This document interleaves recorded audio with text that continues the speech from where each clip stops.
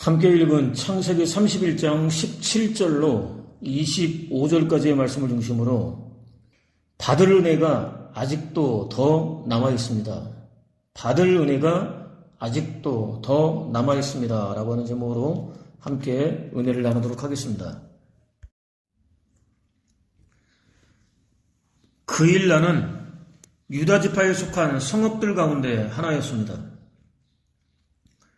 군사적으로는 중요한 지역에 건설된 요충지였습니다. 블레셋은 이 그일라를 쳤습니다. 타작마당을 닥치는 대로 약탈했습니다. 그일라 주민들은 그때 마침 사울을 피해서 유다 땅 헤레스풀에 머물러 있던 다윗에게 도움을 구했습니다. 다윗은 망설였습니다. 자신이 숨어있는 위치가 사울에게 알려지는 것은 불을 보듯 뻔한 일이었기 때문입니다. 고민하던 다윗은 여호와께 자신이 블레셋을 쳐야 하는지 말아야 하는지의 여부를 물었습니다. 여호와께서는 가서 블레셋을 치고 그일라를 구해주라고 대답하셨습니다. 다윗을 따르던 사람들은 도무지 이해할 수 없었습니다. 당장 유대 지역에서도 가슴을 졸이고 있는 처지였기 때문입니다.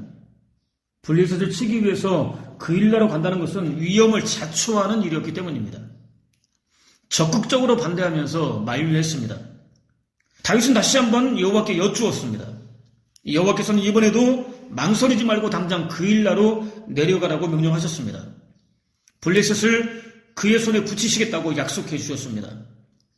다윗은 따르던 무리들의 반응을 뒤로하고 여호와의 명령에 그대로 순종했습니다. 사람의 뜻을 따를 것인가 여호와 하나님의 뜻을 따를 것인가의 기로에 섰을 때 하나님을 따르는 것은 하나님의 뜻을 따르는 것은 당연한 일입니다. 여호와께서 약속해 주신 대로 과연 블레셋을 크게 이기고 그일라 주민들을 건져낼 수 있었습니다.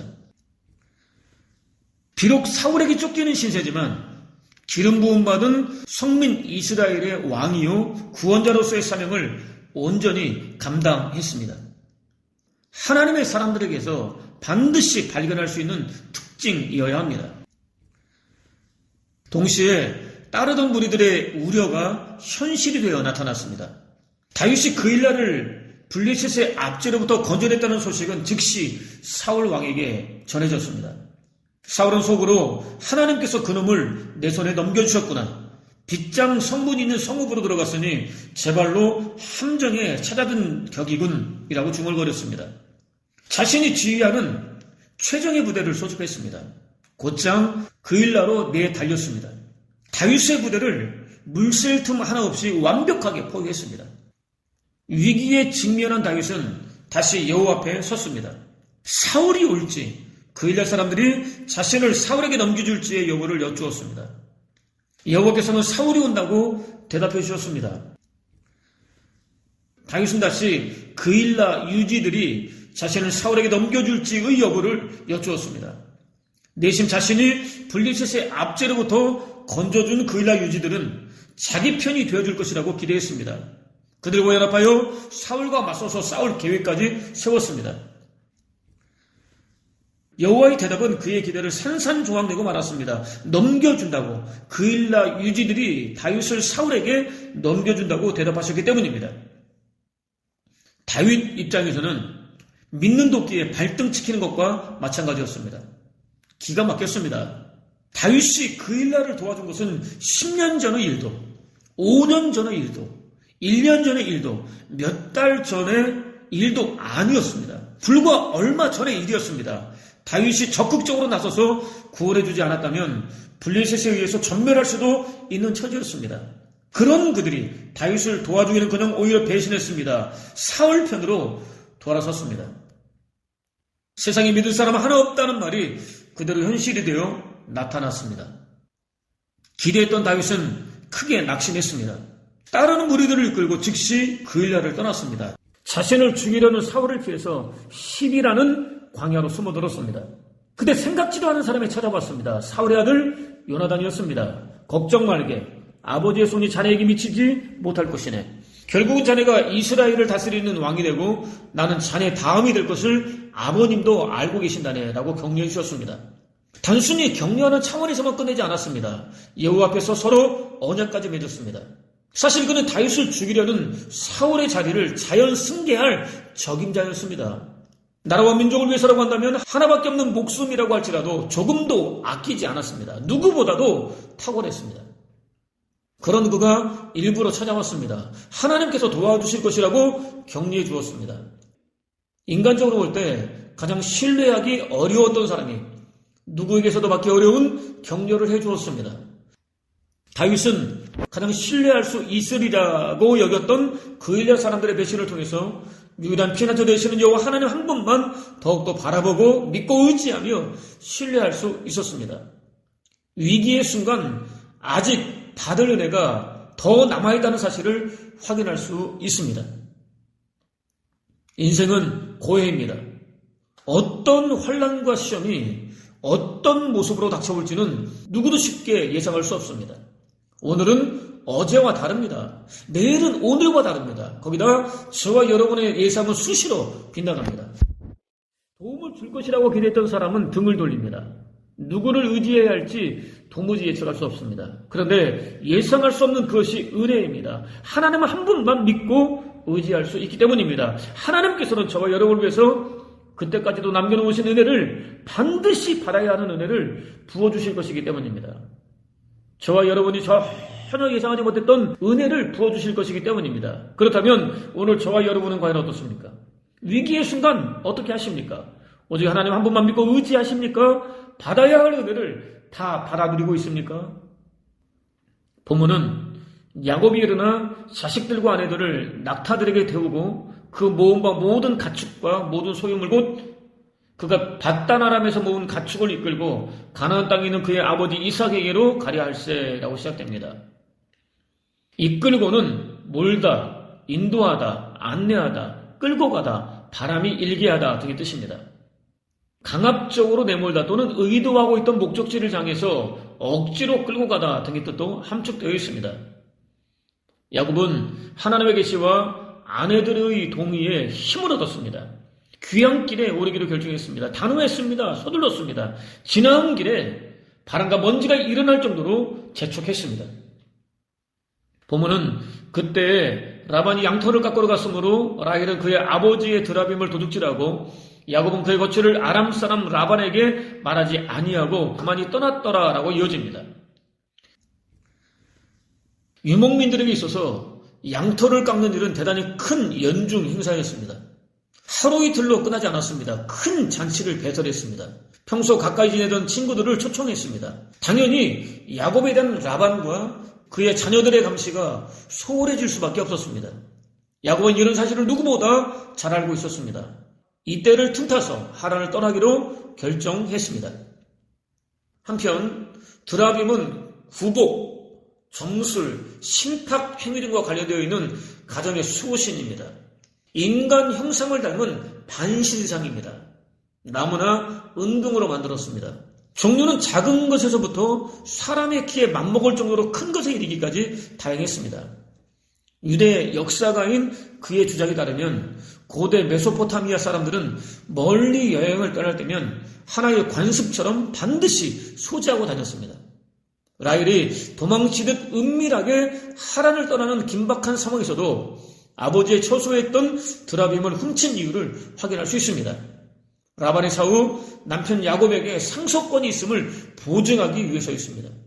장차 정착하게 될 사회에서 지도자의 지위를 확보하기 위해서였습니다. 실제로 최근에 발견된 누디 서판에 따르면 드라빔을 소유한 사람에게는 가장 큰 몫의 유산을 상속받을 수 있는 권리와 함께 한 시종 내에서 지도자의 권리가 주어졌습니다. 무엇보다 언제 위협이 닥칠지 모를 불안한 광야 여행에서의 안전을 기원하기 위해서였습니다. 곧 주술적인 목적 때문이었습니다. 이것이 드라빔을 훔친 가장 큰 이유였다고 할 수 있습니다. 그러니까 라헬은 하나님보다도 민간 신앙을 더 의지하는 연약한 믿음의 소유자였던 것입니다. 아람 사람 라반이라는 구절에 주의할 필요가 있습니다. 야곱이 하란을 도망치듯 은밀하게 떠나는 마당에 굳이 라반의 국적이 소개되어 있습니다. 아람 곧 시리아 사람들은 대단히 교활한 민족으로 알려져 있습니다. 그동안 라반이 보여준 행위를 통해서 충분히 확인할 수 있습니다. 그랬던 그가 현재는 자신보다 훨씬 더 영악하게 성장한 야곱에게 농락을 당하고 있습니다. 이제까지 자신이 심어온 것을 그대로 거두고 있습니다. 오늘 무엇을 심을지, 아니 무엇을 심고 있는지 솔직하게 돌아올 수 있어야 합니다.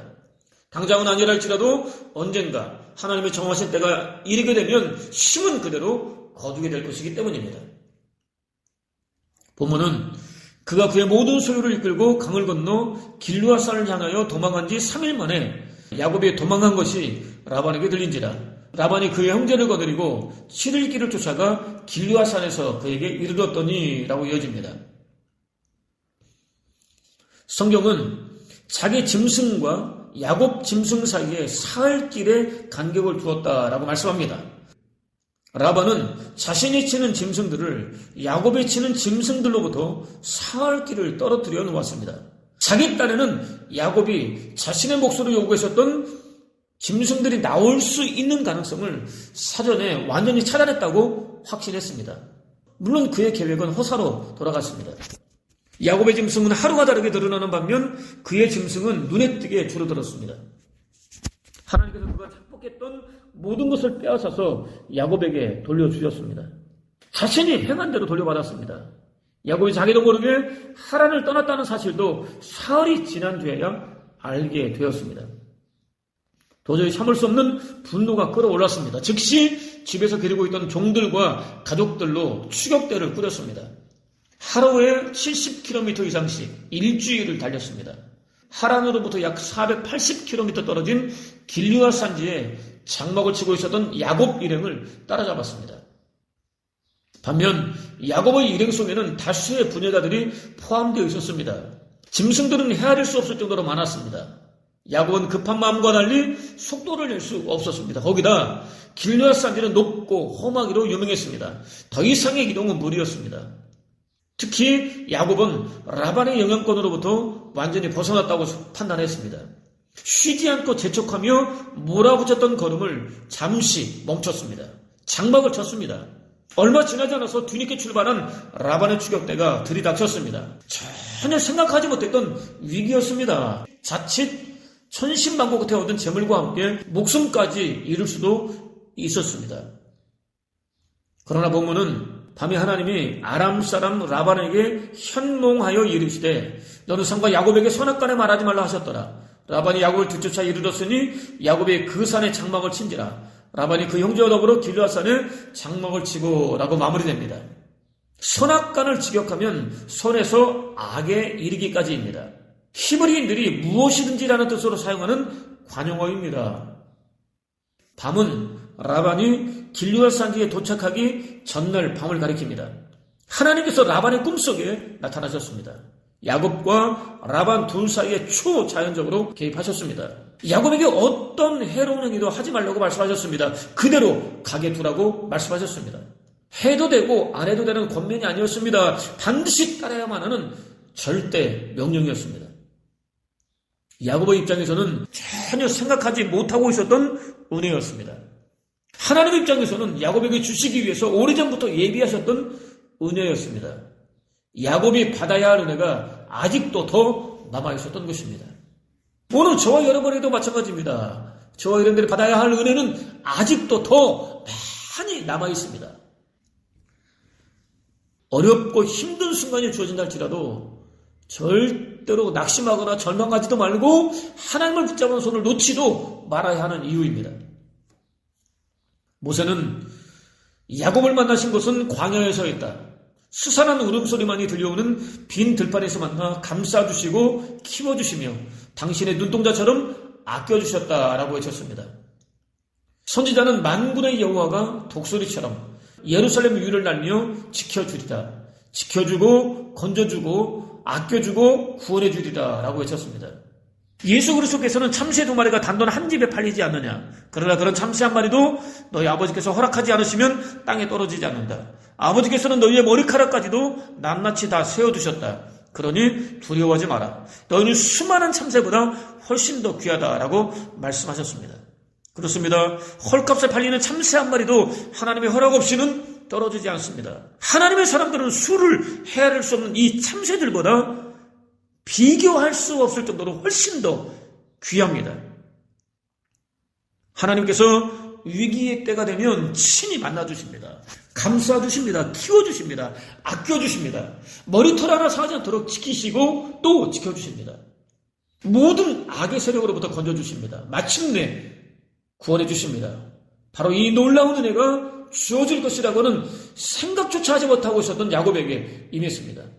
저와 여러분을 위해서도 예비되어 있습니다. 하나님께서 작정하신 때가 이르는 순간 찰나의 순간도 지체하지 않고 부어지게 되어 있습니다. 현재의 상황은 그 은혜가 부어지기 위한 필수 조건입니다.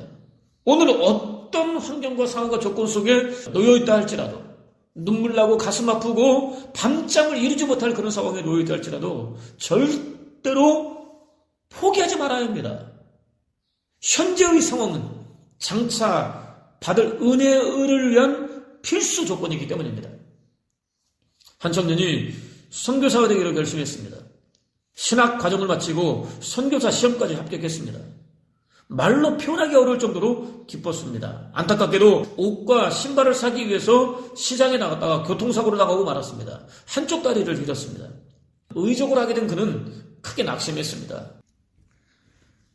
울부짖으며 어떻게 선교사로 나가겠다는 자신의 다리를 잘라버릴 수 있느냐면서 하나님께 다졌습니다. 고통 속에서 하루하루를 보내던 어느 날 아프리카 선교사를 모집하다는 소식이 들려왔습니다. 반신반의하며 지원했습니다. 합격했습니다. 아프리카 선교사로 떠나게 되었습니다. 선교 활동에 누구보다 열중했습니다. 하루는 식인종을 만났습니다. 그들은 당장이라도 선교사를 잡아먹을 기세였습니다. 순간 선교사는 자신의 고무다리를 떼어서 식인종들에게 던져주었습니다. 한 입 물어본 식인종들은 깜짝 놀랐습니다. 즐겁했습니다. 신이라고 외치며 선교사 앞에 무릎을 꿇었습니다. 선교의 문이 활짝 열렸습니다. 선교사는 그때 비로소 자신의 다리가 잘려야 했었던 이유를 깨닫게 되었습니다. 오늘 어떤 상황에 놓여있든 상황 자체 때문에 낙심하거나 절망하지 말아야 합니다. 그 상황을 허락하신 하나님께 더욱 집중해야 합니다. 더욱 의지해야 합니다. 그 상황을 통해서 저와 여러분은 감히 상상조차 할 수 없는 크고 놀라운 일을 이루어 주실 것이기 때문입니다. 인생은 고해입니다. 셀 수 없이 많은 위기가 찾아옵니다. 분명 어제가 가장 큰 위기였다고 생각하는데 아니었습니다. 위기가 또 다른 얼굴로 찾아옵니다. 선민 이스라엘은 이민족으로 이집트 생활을 시작했지만 언젠가부터 노예로 전락했습니다. 400년 동안이나 노예를 사는 동안 가슴에 노예라는 정체성이 선명하게 새겨졌습니다.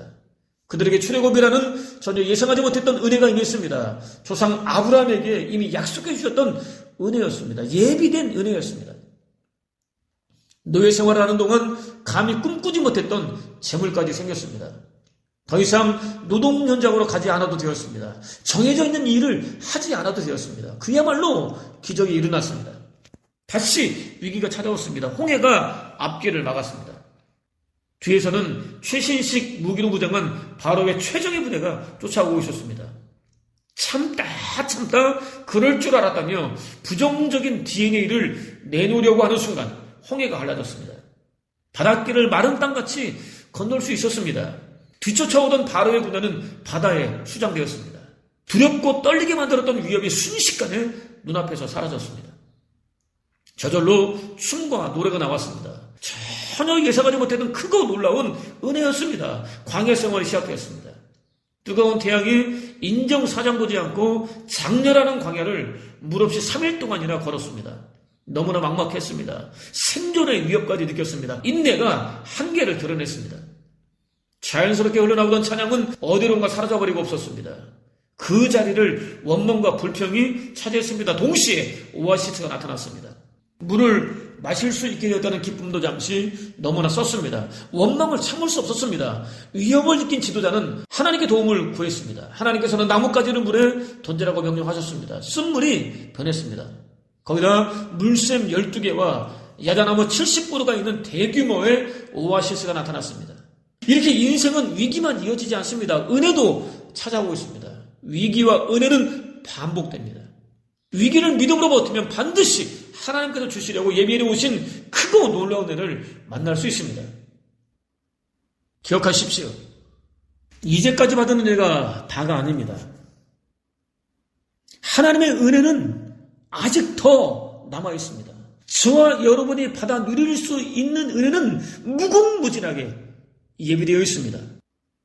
하나님께서는 너는 환난 날에 나에게 부르짖어라. 내가 너를 구할 것이니 네가 나를 영원롭게 하리라 라고 약속해 주셨습니다. 환난의 때, 환난에서 건져주시는 하나님을 바라보아야 합니다. 하나님을 영화롭게 할 수밖에 없는 놀라운 은혜가 임하게 되어 있습니다. 이제는 끝났어. 틀렸어. 어디서도 희망을 찾을 수 없어라는 말이 저절로 터져나오려고 하는 순간, 우리 아직 하나님께서 예비해 놓으신 은혜가 남았다고 고백할 수 있는 은혜를 구하십시오. 어려울수록 더욱더 하나님을 의지할 수 있는 은혜를 구하십시오. 그것을 통해서 전혀 예상하지 못했던 놀라운 방법으로 위기 한복판에서 건져주시는 하나님의 놀라운 역사를 경험할 수 있을 뿐만 아니라 여호와 하나님 한 분께만 영광 돌리는 복된 삶을 사는 저와 여러분 되시기를 주님의 이름으로 축원을 드립니다.